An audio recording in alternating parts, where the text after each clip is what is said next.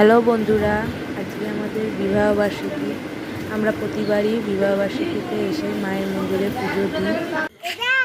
আমার অ্যানিভার্সারির গিফট আমার বর দিয়েছে। অনেক আমাদের আশা স্বপ্ন ছিল। আমরা মন্দিরে গিয়ে প্রথমেই গাড়িটাকে নিয়ে গিয়ে আমরা ঠিক করেছি পুরোহিতের কাছে পুজো দেব। এটা দেওয়া উচিত। প্রথমে গাড়ি আনার পর পুজো দিলে পারে মনটাও ভালো হয়। মায়ের মন্দিরটি খুব ভালো, খুব সুন্দর প্রতিষ্ঠিত মন্দির। পুরোহিত মশাই খুব ভালো করে পুজো করলেন।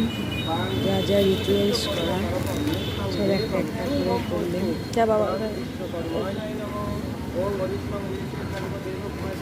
গাড়ি আনার পর প্রথম অনেকেই বললো পুজো দেওয়াটা হচ্ছে মায়ের মন্দিরে আমরা নিয়ে চলে এলাম দিতে।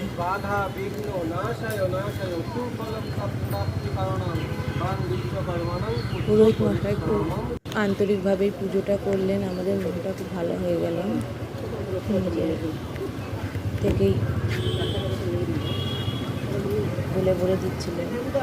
আমরা তো অতটা বুঝি না, জানি না কী করতে হবে না করতে হবে, আমি সব বলে দিচ্ছিলাম।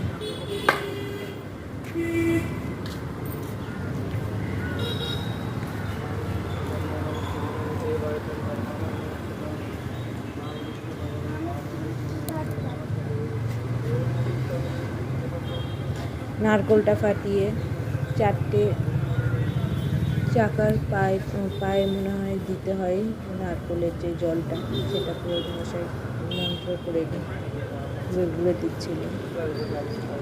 এগুলো তো আমরা জানি না। আমি খুব আন্তরিকভাবে পুজোটা মনটা ভালো হয়ে গেল। তো শুভ কাজে পুজো দিয়ে করাটাই শুভ। আমাদের খুব আশা ছিল, দুজনের অনেক স্বপ্ন ছিল।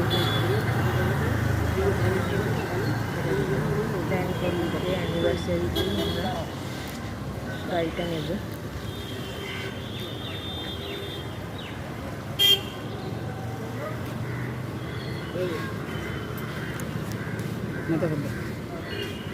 পুরোহিত মশাই আমাকে বলে বলে দিচ্ছেন এটা করো এটা করো।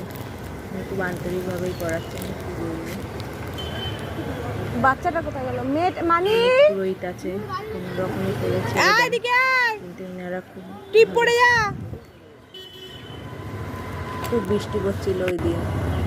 এই একে টিপ পড়ে দেবেন তো। ভাবতে পারিনি যে পুজোটা দিতে পারবো। প্রচণ্ড বৃষ্টি পড়ছিল, তখন বৃষ্টিটা থেমেছে। কোথায় বললো দিতে? ভালো হয়েছে একটু।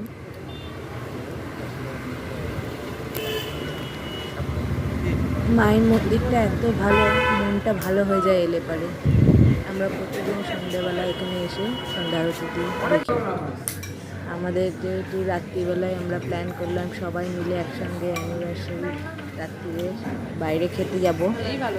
সবাই মিলে খুব এনজয় করলাম। জানেন